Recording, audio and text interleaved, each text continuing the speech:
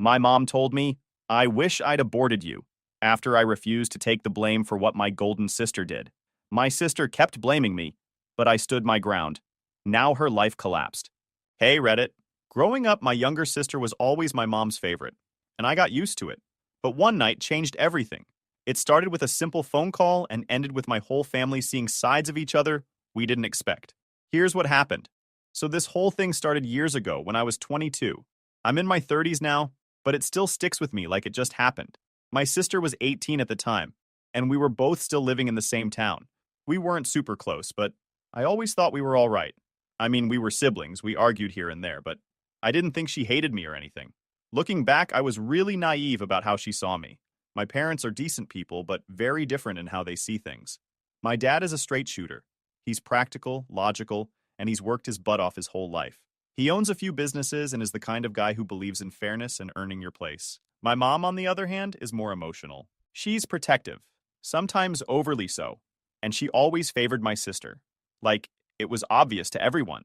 Family members joked about it, but my mom never denied it. She'd just smile and say, "She's my baby." Growing up, I noticed the difference, but I tried to ignore it.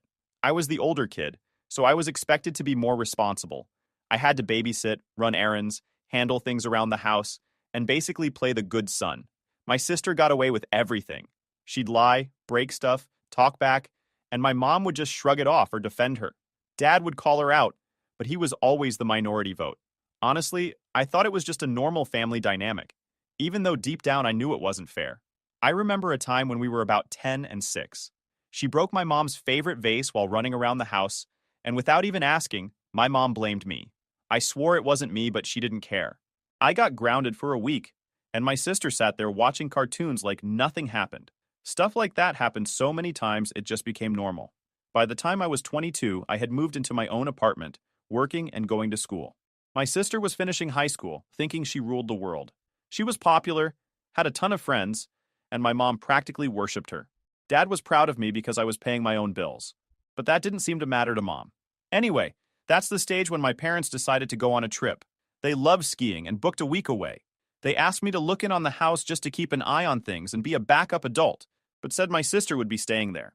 They told her straight up, no gatherings, no nonsense, keep the place in one piece. And they reminded her more than once because she had a history of pushing boundaries. She nodded and said, okay.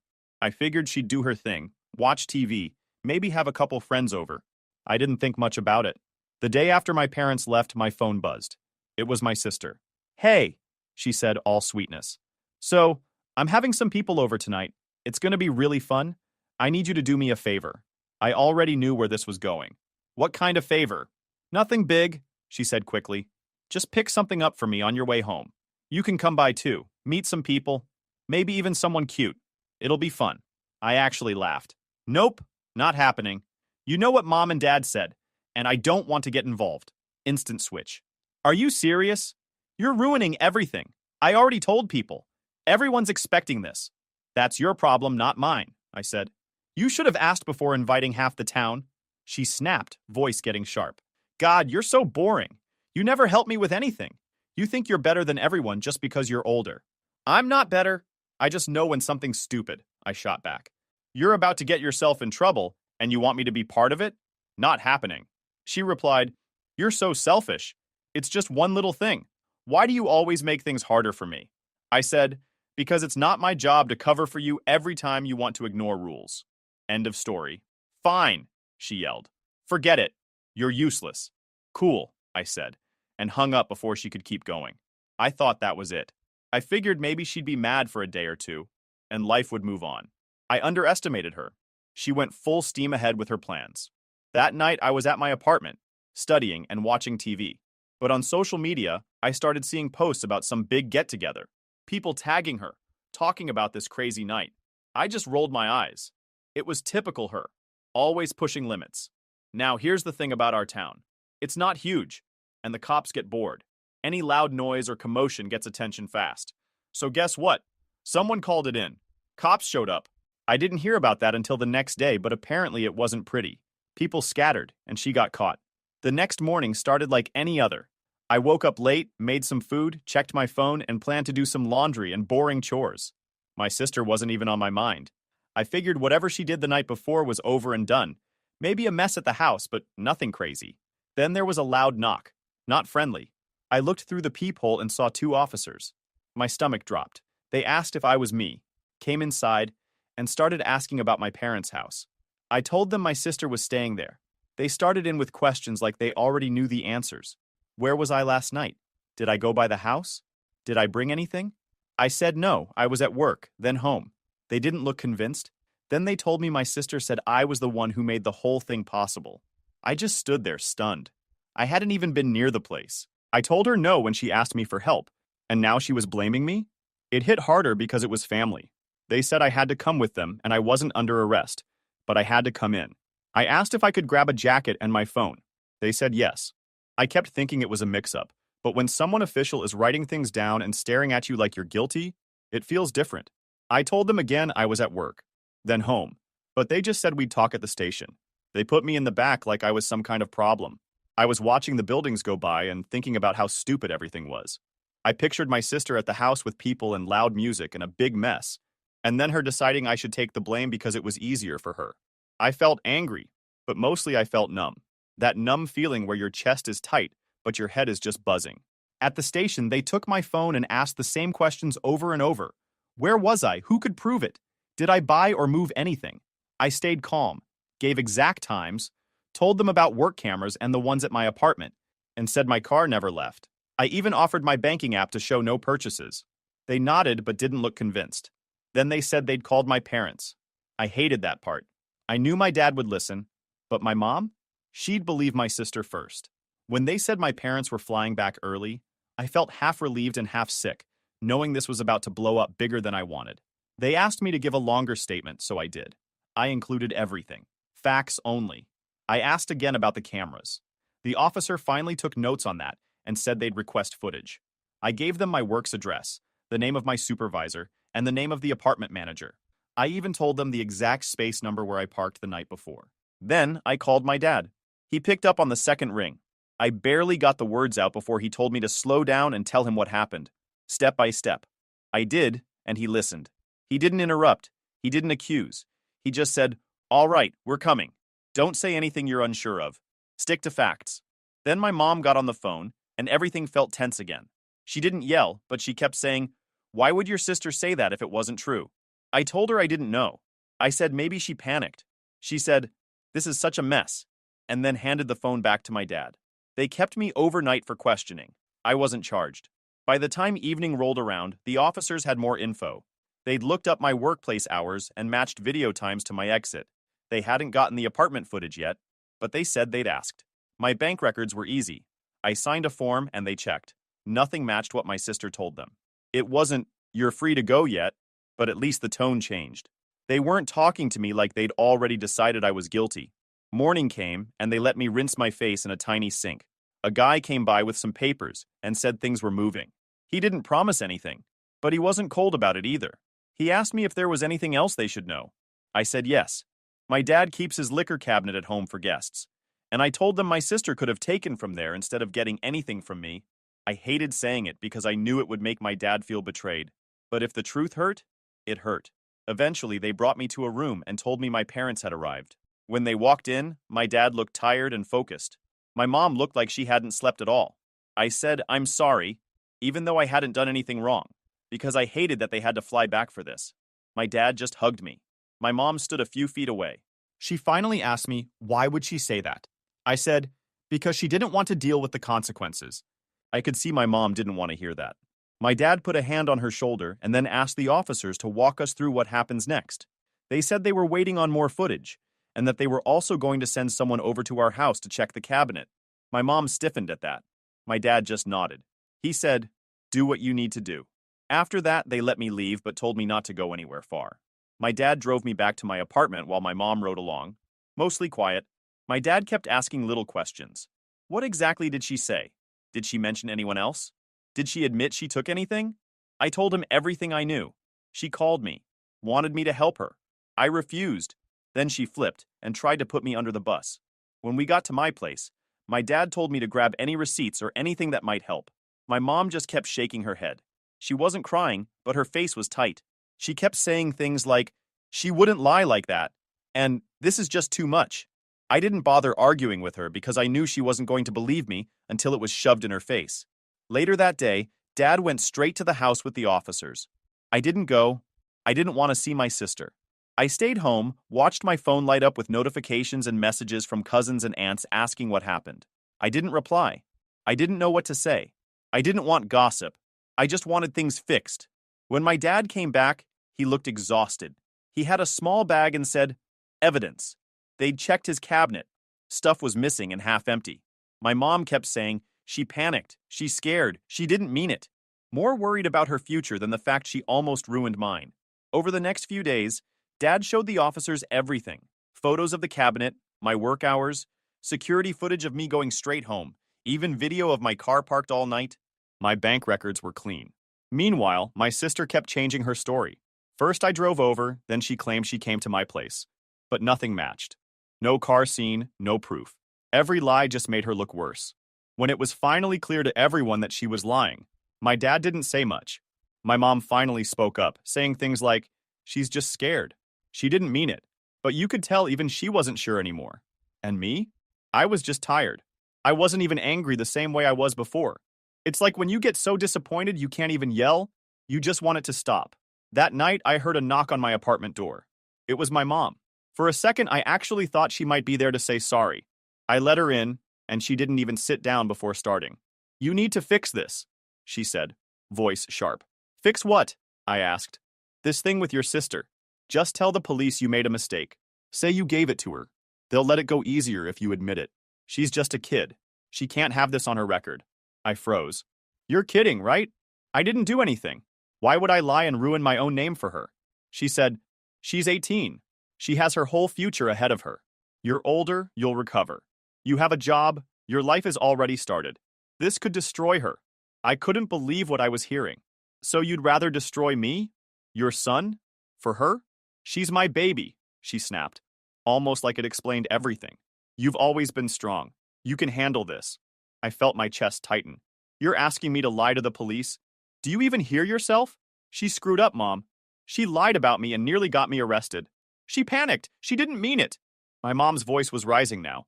"You don't understand what it's like for her. She's been under so much pressure." "Under pressure?" I nearly laughed. "She had a party and threw me under the bus because it was easier. And you're still covering for her. Or, do you even care what that does to me?" "You're being selfish," she shot back. "You've always been so cold with her. You think you're perfect, but you're not." I just stared at her. "Selfish?" She lied. She almost wrecked my future. And you're standing here acting like I should take the hit for her. You've always taken her side. Always. "That's not true," she snapped. "You're just bitter because she's younger and gets more attention." I couldn't even hold back then. "Attention? You treat her like she can do no wrong. No matter what she does, you cover for her. Even now, when she's hurting the people who care about her. She's your favorite and you can't even admit it." My mom's face went red. Her voice cracked when she shouted, "I wish I'd aborted you." It hit me like a punch to the chest. I didn't even answer. She grabbed her purse and slammed the door so hard the neighbor opened theirs to look. I stood there, then picked up my phone and called my dad. Told him everything word for word. He didn't even sound surprised. Just angry. "I'll handle it," he said. And later, I found out they had one of the biggest fights of their marriage. My dad told her straight up, if she kept defending my sister's lies and couldn't see what was happening, he'd leave. That was the first time I realized he saw everything for what it was. The next day, he called me and said, "We're doing counseling. It's either that or this family's done." When we went, it was rough. My sister sat there acting like she didn't care. My mom sat stiff. My dad did most of the talking at first. Then it was my turn, and I laid it all out. I talked about the phone call, the accusations, the arrest, but also the years of favoritism, all the little things I had ignored growing up. I even had a list I'd written down. Times she lied. Times my mom believed her no matter what. Times I got punished for nothing. The counselor kept quiet while I talked. Mom tried to jump in every few minutes with, "She was just stressed." Or, "You know she didn't mean it that way." Like excuses mattered more than the truth. My sister finally tried to say, "That's not true." But each time I reminded her of the details. My mom tried to defend her, but Dad shut it down. That was the first time my sister actually stayed quiet. Counseling was tense. We sat like strangers at first, but that room gave me permission to finally speak. My mom tried to interrupt once, but the counselor stopped her and told her to let me talk. My dad was steady, watching and nodding as if to say, "You see?" My sister mostly stayed quiet, sometimes looking angry or embarrassed, but she never apologized. Around this time, the legal stuff was moving too. My dad hired a lawyer to push for a record correction and ensure I wasn't named as a suspect. The report still had my name in it. My dad wanted everything cleared. He was serious about making sure nothing stuck. He even told me to keep records of everything. Texts, calls, dates. He said, if she's willing to lie once, she might try again. That hit me hard, but he was right. Meanwhile, my sister's situation was not looking good. There were charges. Minor stuff compared to what could have happened, but still serious. She had been caught lying to the police, resisting when they came to the house, and she basically threw her own brother under the bus. My mom begged my dad to make it go away, but even she could see it was too late for that. My dad told her straight up, this isn't about saving her. This is about teaching her. The court stuff dragged on. I stayed out of it except when I had to provide proof. The officers actually apologized to me quietly. I appreciated the apology, though. When it was time for court, I didn't even sit with them. I stayed back. Watching my mom fuss over my sister like she was the victim was painful, but not surprising. My dad was calm, but you could tell he was disappointed. The lawyer did what lawyers do. My sister didn't even look at me once. She pled guilty to the smaller stuff because the evidence was stacked. The lawyer's whole thing was to make it seem like she was young and panicked, that she made a dumb choice but wasn't malicious. The judge issued city fines connected to the number of guests, probation for a couple years, and therapy. That therapy part was Dad's favorite. He leaned over to me after and said, at least she'll have to listen to someone besides your mother now. I wish I could say this was the point she apologized. Nope. Not once did she say sorry. If anything, she looked mad, like we were all against her. It was surreal. Here's this girl who caused all of this, nearly wrecked her own brother's reputation, cost my parents thousands, and she's sitting there like she's the victim. When it was over, I went back to my life. My mom and I barely talked for a while. She knew I was still hurt about what she said at my apartment. She'd text sometimes, "How are you?" But it felt hollow. I answered politely but kept it short. My sister stayed in her bubble. She did her probation, went to therapy because she had to, and pretended everything was fine. We'd see each other at family dinners sometimes, but she'd barely look my way. I kept my head down and focused on my stuff. A couple years later, she went off to college. My dad and I were getting along better than ever. He taught me things about his businesses and slowly trusted me with small tasks. My mom, well, she still tried to make excuses for my sister now and then, but even she was quieter about it. I think deep down she knew she messed up too. Then one day, my sister just left. She graduated college and moved to California. Barely said goodbye. Didn't call. My mom cried about it. My dad just shrugged and said, she made her choice. I didn't care. Honestly, I felt relief. I didn't want the stress anymore. Meanwhile, I'm running one of my dad's smaller businesses by now. I've got a decent apartment, a car that's mine, bills are paid on time. I'm proud of myself because I worked for it. My dad always said he wanted me to earn my own stuff, even though he had money. It makes sense now because I know how hard it was for him to build what he built. My sister was living in California, as I mentioned. New job, new people, whole different world. She barely called my mom. She never called me. She never called my dad either, and I think that's what really broke something in him. He'd given her so much, even paid for school, and helped her land that job. He didn't even brag about it. He just wanted her to be okay. But she never said thank you. She just kind of ghosted all of us. Somewhere in there, I wrote about everything on Reddit. I didn't use names or details that could identify us, but I wanted to get it off my chest and hear what other people thought. Then one day she found my post. I don't know how. Someone must have sent it to her, or maybe she spends too much time on Reddit. Whatever the reason, she saw it. She called my mom first, screaming. My phone lit up like a Christmas tree with texts from my mom. Why did you write about her? Take it down. You're making us look bad. I was at work, just sitting there staring at my phone like, really? After all this time, this is what makes her call home? Then my sister called me. I didn't even recognize her number at first. I answered and she went straight to yelling, no hello, nothing. It was like listening to a siren. I hung up. She texted me paragraphs after that, threatening, saying she'd sue, saying I ruined her image. I didn't answer. Then she called again, and this time I told her, if you scream, I'm hanging up again. And guess what? She screamed. So I blocked her. But she wasn't done. She called my parents again, trying to get them to force me to delete it. My dad told her flat out, It's his story. We're not getting involved. My mom, of course, was upset, saying it made her look like a bad mom. I told her I didn't lie about anything. That shut her up for a bit. I finally talked to my sister one more time because she texted from another number. I answered because I was tired of the games. She started yelling about how I always had it easier, how she was never the golden child, and how I was exaggerating. I laughed. I told her I didn't care what she called it. She lied. I got dragged through hell for it, and she never even said sorry. She hated that I laughed. Then she said what my mom once said to me. I wish mom never had you. I just said, well, cool. Bye. And hung up. That was when my dad decided to make things clear. He told her she was officially out of the will. He told her she'd get a small settlement and nothing else. She called him crying, said it wasn't fair. My dad told her what wasn't fair was her framing her brother and treating the family like trash. She blocked all of us after that. Months went by. We all kind of settled into life without her. My mom still missed her, but even she had to admit my sister caused her own problems. My dad and I got closer. He started teaching me bigger things. It was like finally being seen. Then, early this year, my sister showed up again. No call, no warning. She just showed up at my parents' door with some guy and a little plastic test. She said she was pregnant, 2 months along. My mom nearly cried from joy, but my dad wasn't buying it. He even suggested they take another test just to be sure. She actually did it, and it was positive. She said she wanted to make things right, wanted her kid to know their grandparents. My mom wanted to believe her so badly. My dad didn't.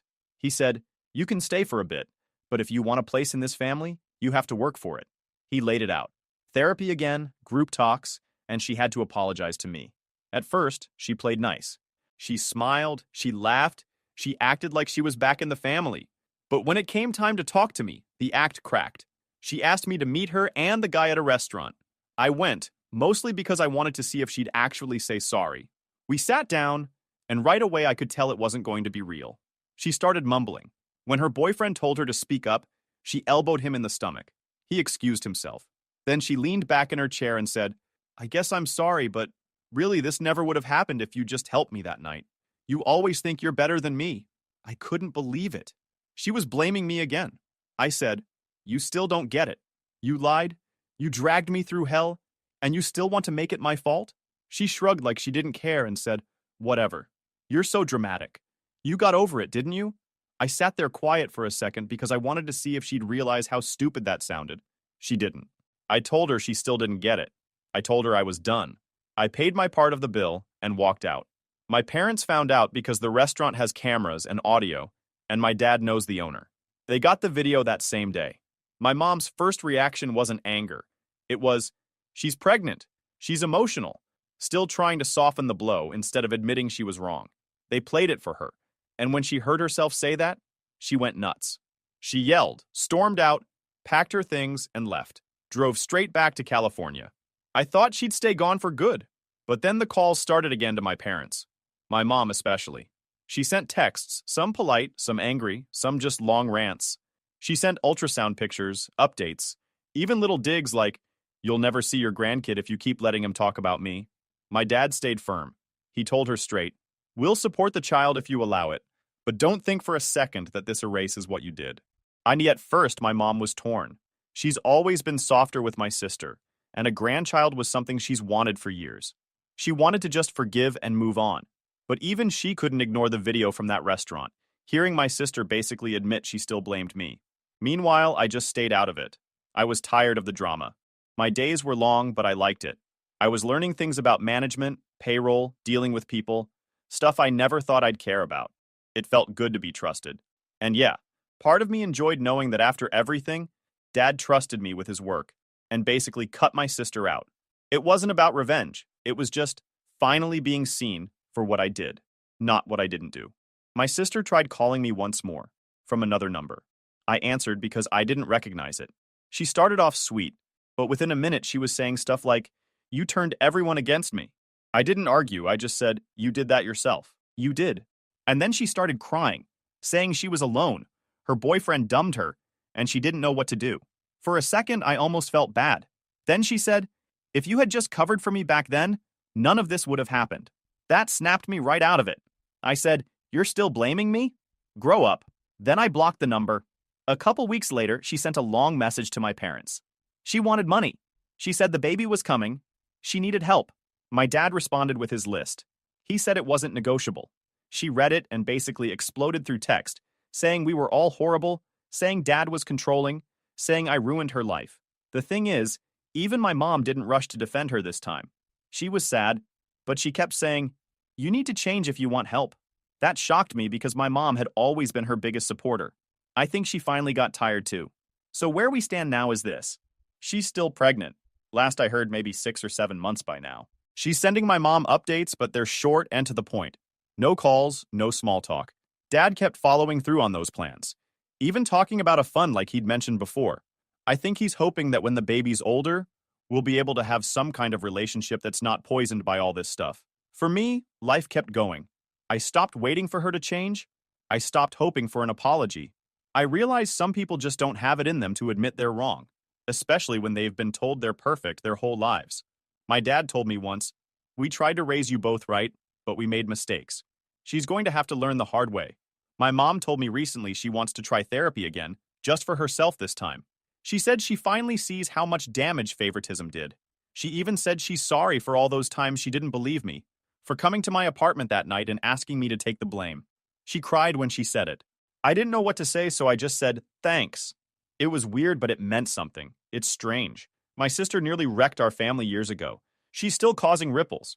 But somehow, through all of it, I got closer to my dad. My mom is starting to understand. And I'm actually proud of where I am. Our family is smaller now. There's a space where my sister used to be, but I'm learning to accept that. I know some people will say, "But she's family." And yeah, she is. But family doesn't give you the right to wreck someone else's life and then act like it's fine. Maybe one day she'll figure that out. Maybe she won't. Either way, it's not my job to fix her.